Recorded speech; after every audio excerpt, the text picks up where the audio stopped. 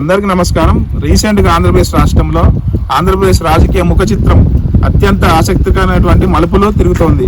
Cube political స్ట్రాటజిక్స్ తాజాగా విడుదల చేసినటువంటి సర్వే ఫలితాలు ఆంధ్రప్రదేశ్ రాష్ట్రం మొత్తం మీదుగా పెను సంచలనాన్ని సృష్టిస్తుంది. ఎందుకంటే ఈ సర్వే ప్రకారం ఇప్పటికిప్పుడు ఏపీలో ఎన్నికలు జరిగితే ఆ వైసీపీ పార్టీకి 93 అసెంబ్లీ స్థానాలు రాబోతున్నాయని, ఎన్డీఏ కూటమికి కేవలం 56 స్థానాలు మాత్రమే లభిస్తాయని చెప్పి అంచనా వేయడం అనేది రాజకీయ వర్గాల్లో చర్చకు దారితీస్తుంది. దీనికి సంబంధించి ముఖ్యంగా గతంలో భారీ విజయాలు సాధించినటువంటి కూటమికి ఈ స్థాయి వ్యతిరేకత ఉండటం అనేది గమనించదగ్గ విషయం అని చెప్తున్నారు విశ్లేషకులు. రాష్ట్రంలోని మొత్తం 175 నియోజకవర్గాల్లో దాదాపు 26 స్థానాల్లో అభ్యర్థుల మధ్య హోరాహోరీ పోరు నెలకొంటుందని చెప్పేసి ఈ నివేదిక స్పష్టం చేస్తుంది. చిన్న నెంబర్ కాదు ఇది. సో ఈ అంచనాలు క్షేత్రస్థాయిలో మారుతున్నాయన్నటువంటి ప్రజాభిప్రాయాన్ని ప్రతిబంధిస్తున్నాయి విశ్లేషకులు భావిస్తున్నారు. పరిస్థితి అలా ఉంది.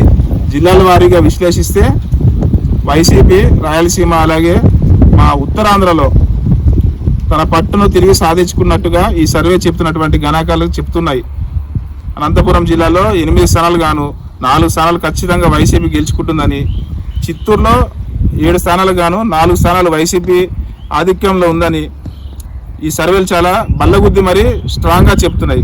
వైసీపీ కడప చూసుకుంటే 7 సీట్లు గాను ఏకంగా 6 సీట్లు వైసీపీ పరమయ్యి ఈ సర్వే అంచనా వేస్తుందని చెప్పేసి క్లియర్గా కనిపిస్తుంది మనకి. ఈ పక్కన చూడండి. అలాగే మా నెల్లూరు, ప్రకాశం జిల్లా, బాపట్ల ఇట్లాంటి తీర ప్రాంతాల్లో మా వైసీపీ గతం కంటే మెరుగైనటువంటి నెంబర్స్ రాబోతున్నాయని చెప్పి ఈ గణాంకాలు చెప్తూ ఉన్నాయి.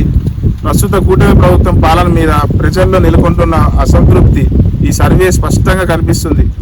53% మంది ప్రజలు ప్రభుత్వ పనితీరు బాలేదని చెప్పేసి అభిప్రాయం వ్యక్తం చేస్తున్నారంటే అర్థం చేసుకోవచ్చు వైసీపీ గ్రాఫ్ ఏ రేంజ్లో పెరిగిందనేది మీ అందరికి క్లియర్గా అర్థమవుతుంది. రాబోయేది వైసీపీ గవర్నమెంటే 2029లో. Thank you. ఇట్లా మీ పి కోటేశ్వరరావు, కందుకూరు నియోజకవర్గం.